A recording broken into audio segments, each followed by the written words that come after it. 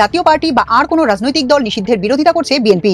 দলটি বলেছে তারা আর কোনো রাজনৈতিক দল বা তাদের কার্যক্রম নিষিদ্ধ চায় না। দর্শক, গতকালকে আমরা সরকারকে আবারও সংলাপ করতে দেখলাম, কিন্তু প্রশ্ন উঠেছে যে সরকার কি বাংলাদেশে তিনটি দলের অস্তিত্ব এই মুহূর্তে মেনে নিচ্ছে, কিংবা মনে করছে যে তিনটি দলই রয়েছে, অন্য দলগুলোর সঙ্গে সংলাপের প্রয়োজন নেই, নাকি তাদের সঙ্গে আনুষ্ঠানিক সংলাপ না করে অনানুষ্ঠানিক একটা মিটিং করবে, সেরকম সিদ্ধান্ত নিয়েছে সরকার। আমি আজকে বললাম লিখে রাখেন, আপনারা হাসিনাকে তাড়িয়েছেন, এর চেয়ে বড় বিপদ আপনাদের দিকে আসবে। ওয়াকারুজ্জামান দ্বিতীয় ইন্টারিম বা অন্তর্বর্তী সরকার খুঁজছেন এই মুহূর্তে।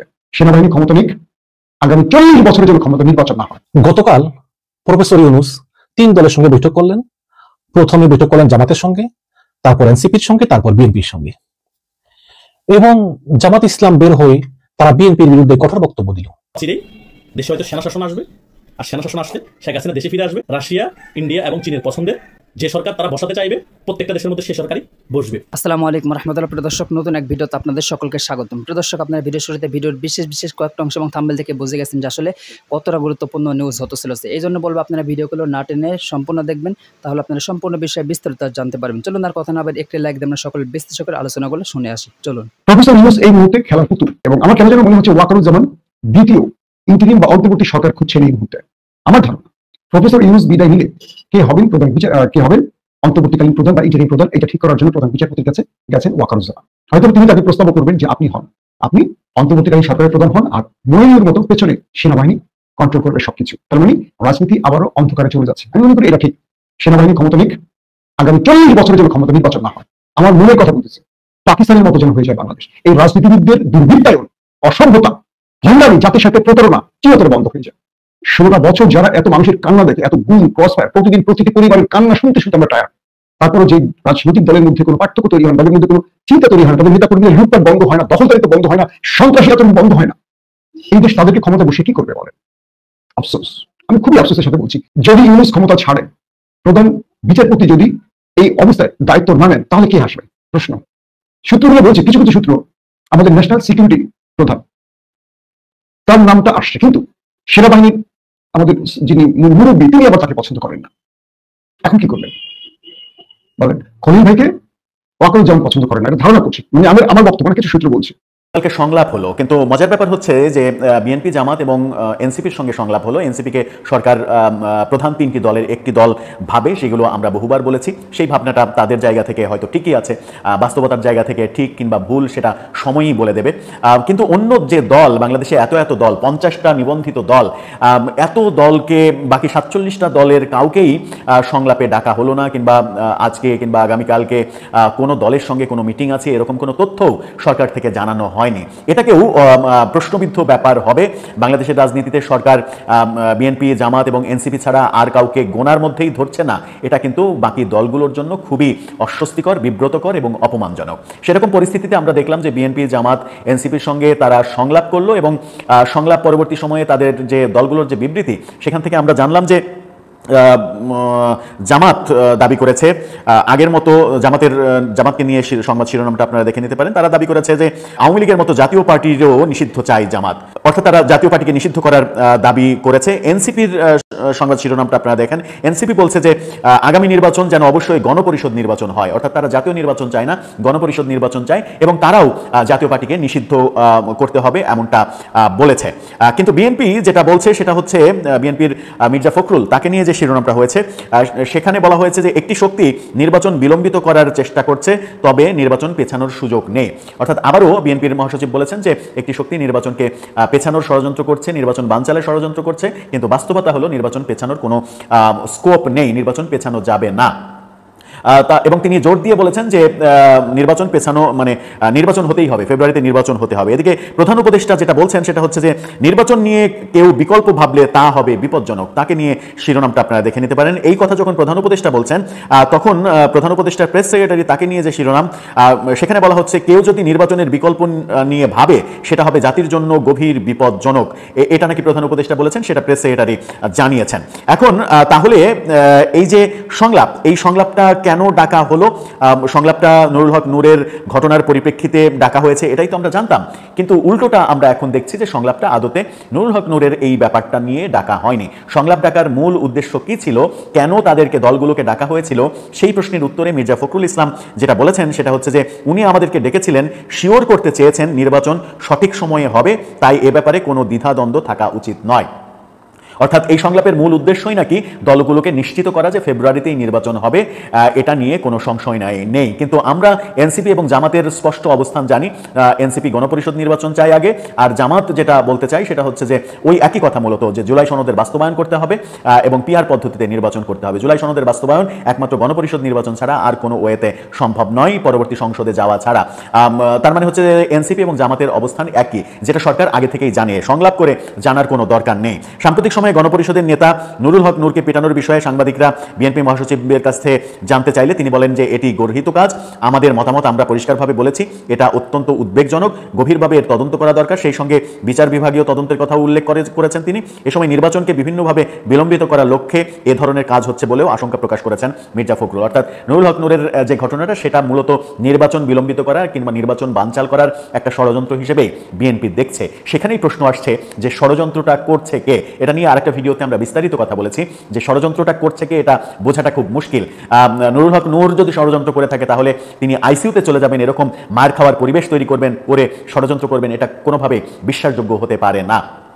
আবার আইন শৃঙ্খলা রক্ষাকারী বাহিনী, বিশেষ করে আর্মির উপরে যদি কেউ দোষ চাপাতে চায়, তাহলে যে বাংলাদেশ আর্মির প্রধান বারবার বলে আসছেন যে ডিসেম্বরের মধ্যে নির্বাচন তারা চান এবং সেনাবাহিনী দ্রুত ব্যারাকে ফিরে যাক, এটা চান, তারা নির্বাচন প্রলম্বিত করার জন্য এই ধরনের একটা সিচুয়েশন তৈরি করবে, সেটাও একেবারে অবিশ্বাস্য এবং কল্পনাতীত ব্যাপার। তাহলে ষড়যন্ত্র কারা করছে, এটা খুব মানে উদ্বেগের ব্যাপার।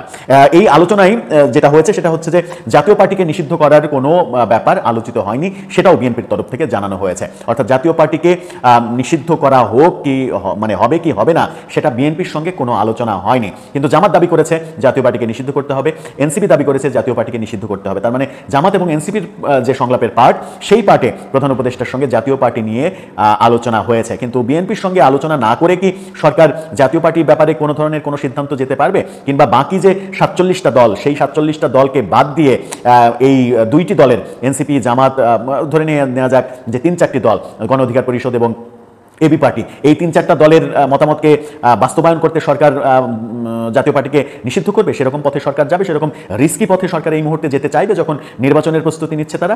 আমার মনে হয় যে সরকার সেটা যেতে চাইবে না। সুতরাং গণ অধিকার পরিষদের যে দাবি, সেই দাবি বাস্তবায়িত হচ্ছে না। সেই দাবির সঙ্গে একাত্মতা পোষণ করে এবি পার্টির সাধারণ সম্পাদক ব্যারিস্টার ফুয়াদের সেনাবাহিনী সম্পর্কে খুবই নগ্ন বাজে কথাবার্তা, সেগুলোও খুব একটা কাজে দিচ্ছে না বলেই আপাত দৃষ্টিতে মনে হচ্ছে। কিন্তু প্রশ্নটা খুবই গুরুত্বপূর্ণ যে যখন নুরুল হক নূরের এই উদ্ভূত পরিস্থিতিতে সংলাপ ডাকা হলো, তখন বিএনপি বলছে যে জাতীয় পার্টি নিয়ে কোনো আলোচনাই হয়নি।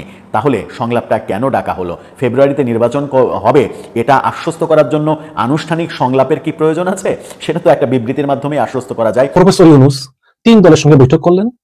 প্রথমে বৈঠক করলেন জামাতের সঙ্গে, তারপর এনসিপির সঙ্গে, তারপর বিএনপির সঙ্গে।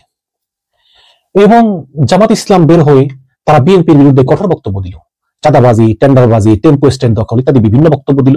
এবং তারা কোনো মতেই এই জুলাই সনদকে সংবিধানের উপর স্থান দেওয়া এবং পিআর পদ্ধতি ছাড়া তারা নির্বাচন করবে না। এবং তারা বিএনপির নাম না উল্লেখ করলেও তারা তীব্র ভাষায় ভর্ৎসনা করলো। এবং যারা তারা বললেন যে প্রধান উপদেষ্টা জুলাই ঘোষণাপত্রের দিনই নির্বাচনের যে তারিখ ঘোষণা করলেন, সেটা আসলে প্রধান উপদেষ্টা চাপে পড়ে ঘোষণা করেছেন বলেই জামাত ইসলাম বিশ্বাস করে। এবং এমন জামাত ইসলাম কোনোভাবেই নির্বাচনে যাবে না এবং জাতীয় পার্টিকে নিষিদ্ধ করতে হবে। এবং তারপরে এনসিপি আসলো, এনসিপির হাসনাত আসলো, ডক্টর যারা আসলো, এবং তারাও বৈঠকের পরে ঠিক একই বক্তব্য দিল, জাতীয় পার্টি নিষিদ্ধ, পিআর বলে নাই, তারা বলছে জুলাই সনদকে সংবিধানের উপর স্থাপিত হবে এবং গণপরিষদ নির্বাচন হতে হবে। এবং সর্বশেষ বিএনপি আসলো, বিএনপির ফখরুল সাহেব আসলো, আমির খসরু মাহমুদ সাহেব আসলো, সালাউদ্দিন সাহেব আসলো। তো এরা আসার পরে তারা বলল কি যে প্রধান উপদেষ্টা বলেছেন, কথা দিয়েছেন যে ফেব্রুয়ারির প্রথম সপ্তাহে নির্বাচন হবে, আশ্বাস দিয়েছেন। সাংবাদিকরা জিজ্ঞেস করলো যে জাতীয় পার্টির বিষয়ে কোনো কথা হচ্ছিল কিনা। ফখরুল বলেন যে না, কোনো কথা হয়নি।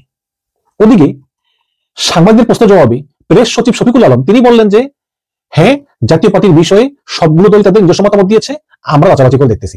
তার মানে শফিকুল আলমের কথা অনুযায়ী সবগুলো দলই জাতীয় পার্টি নিয়ে মতামত দিয়েছে, সবগুলো দল মানে ইনক্লুডিং বিএনপি।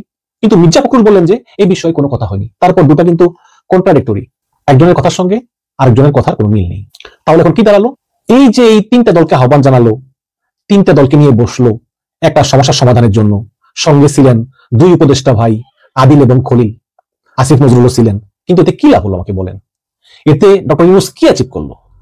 তিনটা দলকে নিয়ে যদি একসঙ্গে বসতো তাহলে একটা কথা ছিল, তিনটা দলের সঙ্গে তিন ভাবে বসলো এবং তিনটা দল বেরিয়ে এসে তিন ভাবে কথা বললো। এইরকম তো আগেও অনেকবার বসা হয়েছে, কিন্তু আমি তো মূল্য দিতেছি না। এবং সত্য হলো এটাই যে এই জামাত ইসলাম এবং এনসিপি তারা নির্বাচন চায় না।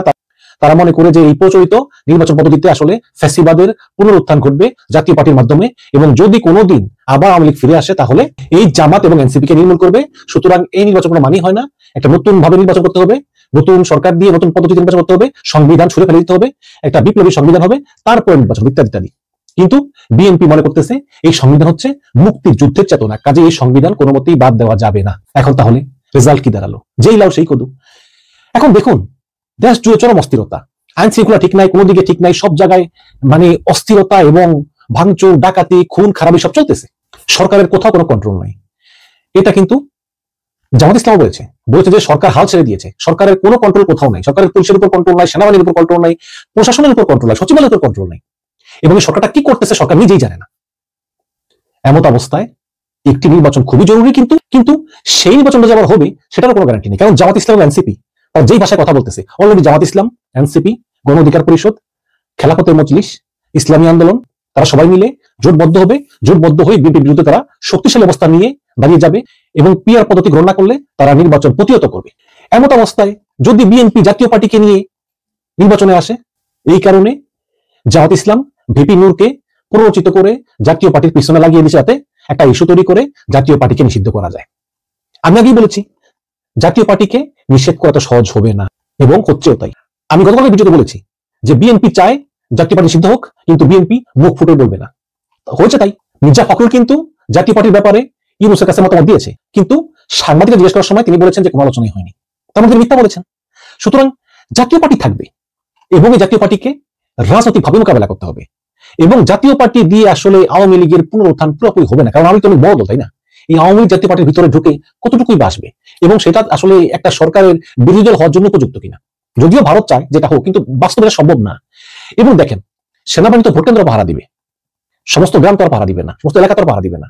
তো ওই এলাকায় যারা আওয়ামী লীগ করে তারা কোনো কার্যক্রম চালাবে, ওই দিন কি আসে, ওই পরিবেশ কি আসে? নাই তো। কাজে আমার মনে হয় যে এই জাতীয় পার্টি নিয়ে আসলে বেশি বাড়াবাড়ি করা জামাত ইসলামের পক্ষ থেকে যে বিভিন্ন যা করলো, এটা করা উচিত হয়নি। জাতীয় পার্টি কোনো ফ্যাক্টরি না। এখন প্রশ্ন হচ্ছে যে এই যে জামাত, বিএনপি, এনসিপি তারা যে নিজস্ব অবস্থানে অনর, এটা যৌক্তিকতা কতটুকু? আমি এর কোনো যৌক্তিকতা দেখি না। শেখ হাসিনার আমলে এই জামাত বিএনপি বলতো শুধু একটা তত্ত্বাবধায়ক সরকার চাই, আর কিছু না। শেখ হাসিনা দেয় নাই। এখন শেখ হাসিনা পালিয়ে যাওয়ার পরে যখন তত্ত্বাবধায়ক সরকার আসতেছে, তখন বলে শুধু তত্ত্বাবধায়ক কি না, আমরা পিআর পদ্ধতি চাই, আমরা জুলাই সনদকে সংবিধানের উপর স্থান দিতে চাই, আমরা গণপরিষদ চাই, আমরা এটা চাই, ওটা চাই। কেন রে ভাই এত ডিমান্ড বাড়তেছে? ওইদিকে দেশটা যে কত বড় অস্থিরতার ভিতরে আছে, দেশটাতে বিদেশি বিনিয়োগ আসতেছে না, মানুষ মারা যাচ্ছে, সরকারের কোনো কন্ট্রোল নাই, উপদেষ্টারা কোনো কাজ করতে পারতেছে না। এভাবে কি দেশ চলে? চলে না তো। কিন্তু তারপরেও এই দলগুলো রেশারেশি। এখন দরকারটা নির্বাচন, তাহলে বিদেশি বিনিয়োগ আসবে, আইন শৃঙ্খলা ঠিক হবে, দেশটা উন্নতির দিকে থাকবে। কিন্তু এই নির্বাচন চায় না। এবং জামাত, বিএনপি, এনসিপি তাদের কথা হচ্ছে যে যদি আমরা নির্বাচন জিতি সেটাই গণতন্ত্র, আর যদি আমরা না জিতি তাহলে সেটা গণতন্ত্র না। এরকম হলে কি হবে? দর্শক, আমি প্রচুর হতাশ, কারণ দেশটা একটা গভীর সংকটে যাচ্ছে, এবং দেশটা এমন গভীর সংকটে যাচ্ছে যে একটা পর্যায়ে আপনারা জানেন যে জেনারেল ওয়াকারের কোনো ইচ্ছা নেই ক্ষমতা নেওয়ার, কিন্তু একটা পর্যায়ে এমন হতে পারে যে তিনি বাধ্য হতে পারেন ক্ষমতা নেওয়ার, যে তার এছাড়া কোনো গতি নেই। কারণ যেভাবে বিএনপি, এনসিপি, তারপরে এই জামাত রেশারেশি করতেছে, আর একটা 111 একদম সন্নিকটে। বিশ্ব রাজনীতি যেভাবে তোলপাড় হয়ে উঠেছে, বাংলাদেশের রাজনীতিও তার ব্যতিক্রম নয়। বাংলাদেশের রাজনীতিও তোলপাড় হয়ে উঠেছে। বিশ্বের রাজনীতি থেকে আমেরিকার ক্ষমতা যত বেশি খর্ব হবে, বাংলাদেশও ডক্টর ইউনূস, বিএনপি, জামাত, এনসিপি সিন্ডিকেটের ক্ষমতা তত বেশি খর্ব হবে। তারা এই সকল বিষয় বুঝতে পেরে আজকে আবার বৈঠক বসেছে ডক্টর ইউনূস, এনসিপি এবং জামাত, বিএনপি।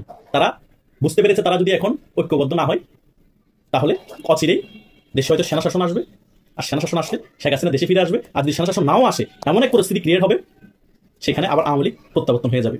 তারা ঐক্যবদ্ধ থাকলেও সেটা হবে হয়তো একটু দেরিতে হবে, আর ঐক্যবদ্ধ না থাকলেও সেটা খুব তাড়াতাড়ি হয়ে যাবে। কারণ বিশ্বে থেকে আমেরিকার সকল জায়গা থেকে প্রভাব কমে আসছে, আর দক্ষিণ এশিয়ার মধ্যে তো আমেরিকার প্রভাব অনেক বেশি কমে আসবে এবং অলরেডি আসা শুরু করে দিয়েছে। সেখানে রাশিয়া, ইন্ডিয়া এবং চীনের পছন্দের যে সরকার তারা বসাতে চাইবে প্রত্যেকটা দেশের মধ্যে সে সরকারই বসবে। বাংলাদেশে যে এই তিনটা দেশ মিলে আওয়ামী লীগ সরকারকে বসাতে চাচ্ছে বা বসাবে আমি সেটা বলতেছি না, কিন্তু বাংলাদেশে একটি রাজনৈতিক ব্যালেন্স তৈরি করবে। একতরফা কোনো বাংলাদেশের রাজনীতি হবে না, শুধু পাকিস্তান আর আমেরিকার বলয় থাকবে, আর অন্য কোনো বলয়ের রাজনীতি হবে না, এমন হবে না। সেই কারণেই যত বেশি চীন, রাশিয়া এবং ইন্ডিয়ার বলয় শক্ত হবে, তত বেশি আওয়ামী লীগ রাজনীতিতে ফিরে আসার সম্ভাবনা বেড়ে যাবে এবং আওয়ামী লীগ আগের মতো রাজনীতি করার সুযোগ পাবে। আওয়ামী লীগ আগের মতো রাজনীতি করার সুযোগ পেলেই হলো, কারণ আওয়ামী লীগের যে পরিমাণ জনপ্রিয়তা বেড়ে গিয়েছে এক বছরে, আওয়ামী লীগ জনগণের দল হয়ে যদি ফিরে আসে এই তিনটা দেশের রাজনৈতিক কূটনীতিক সহযোগিতার কারণে, তাহলে আওয়ামী লীগ 100% সুষ্ঠু একটি নির্বাচন হলে সেই নির্বাচনে আবার জয়লাভ করে ক্ষমতায় আসবে। দর্শক, আপনারা একে একে সকল বিশ্লেষকের বক্তব্যগুলো শুনেন, অবশ্যই আপনারা বুঝতে পারছেন যে আসলে কতটা গুরুত্বপূর্ণ নিউজ ছিল। এখান থেকে যদি আপনাদের কিছু বলার থেকে অবশ্যই কমেন্ট বক্স জানিয়ে দিবেন। আরও এরকম নিত্য নতুন আপডেট নিউজ পেতে আমাদের নিউজ চ্যানেল লিখা সেই চ্যানেলটি সাবস্ক্রাইব করে পাশে থাকবেন। ধন্যবাদ।